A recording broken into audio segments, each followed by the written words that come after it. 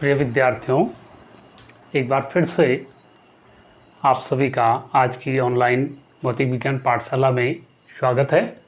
और अब हमारे पास प्रश्न संख्या 7 और 8 हैं। ये ट्रांसफार्मर से संबंधित हैं। आप सभी जानते हैं ट्रांसफार्मर दो प्रकार के होते हैं, उच्चयी और अपचयी ट्रांसफार्मर। और उसमें जो प्राथमिक कुंडली और द्वितीयक कुंडली में फेरे होते हैं, उस हिसाब से हम उनको दो प्रकार से या उनके कार्यों के आधार पर उनको हम दो प्रकार से बांटते हैं। ठीक है, उच्चयी और अपचयी, यानी step up and step down transformer. तो देखिए इस क्वेश्चन में हमें क्या दे रखा है। एक आदर्श ट्रांसफार्मर की प्राथमिक एवं द्वितीयक कुंडली में फेरों की संख्या क्रमशः 1100 और 110 है। यानी प्राथमिक कुंडली में जो फेरे हैं NP = 1100, सेकेंडरी कॉइल में जो फेरे हैं वो है 110। प्राथमिक कुंडली में जो वोल्टता है VP वो हमें दे रखी है 220 वोल्ट।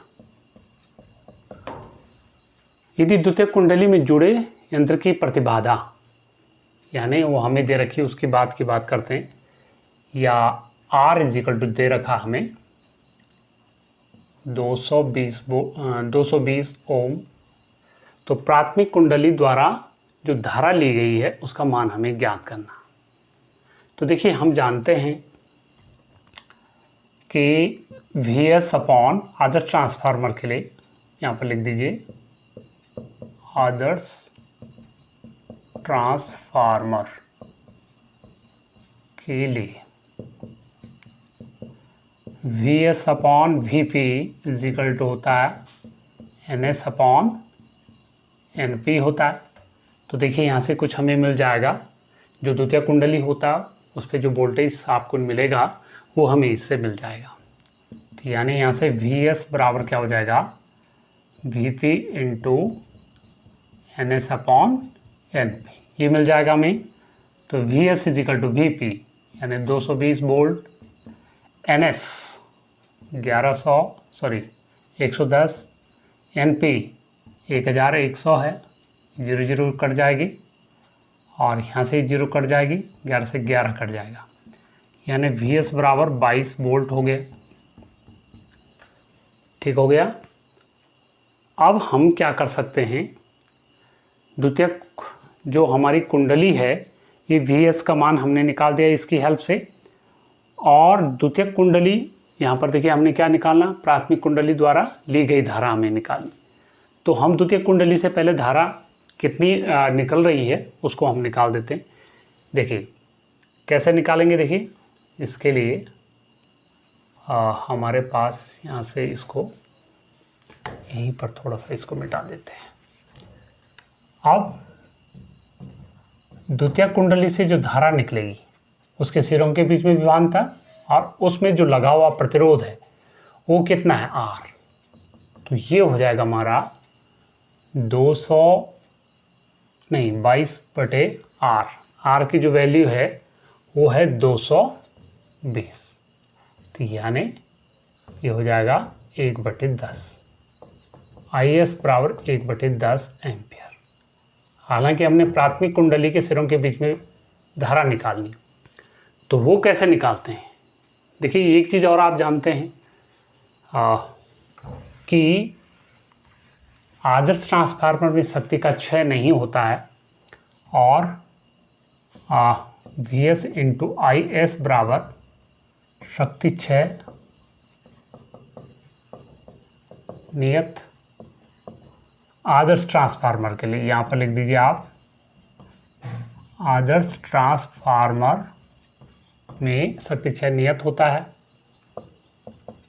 यानी कांस्टेंट होता है, VS नहीं होता है, ऐसे लिख दो, बल्कि ये बहुत कम होता है, VP × IP। तो यहाँ से IP बराबर क्या हो जाएगा, VS × IS अपॉन VP। अब इनकी मानना आप यहाँ पर रख लेंगे। तो VS आप जानते हैं कितना था, 22 वोल्ट था। IS अभी अभी निकाल दिया हमने, 1/10 हो गया।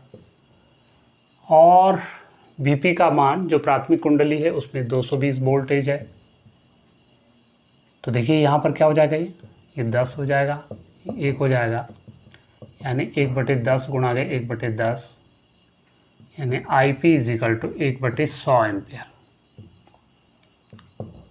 तो इस प्रकार से ये हमारी प्राथमिक कुंडली के सिरों के बीच में जो धारा थी वो आ गई। इसको आप आगे भी लिख सकते हैं, 0.001 भी लिख सकते हैं, इसको 0.1 एम्पियर भी आप कर सकते हैं। तो ऐसे आपने ये क्वेश्चन करना है। दूसरा जो प्रश्न है हमारे पास, देखिए उसको कैसे करते हैं, उसको भी समझने का प्रयास करते हैं।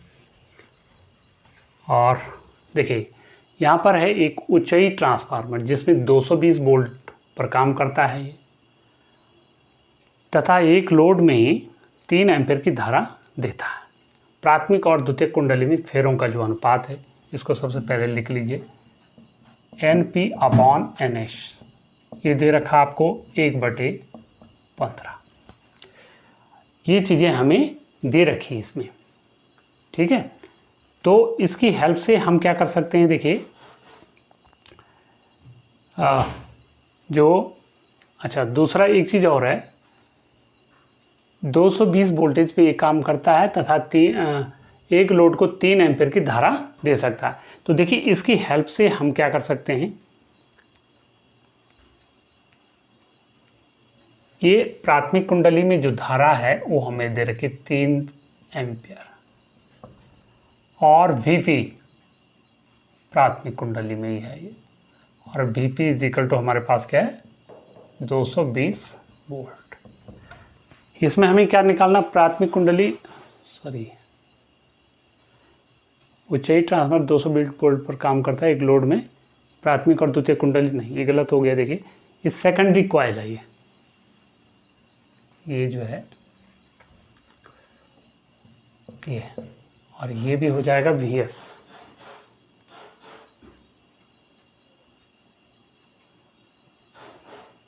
ठीक है, तो आप सब जानते हैं यहाँ पर फॉर्मूला था NP/NS इज इक्वल टू, ये ऐसे ही था, यहाँ से नहीं उल्टा हो रहा है, VS/VP बराबर NS/NP बराबर IP/IS, ऐसा होता था। अब हम इन दोनों की हेल्प से ये निकाल देंगे।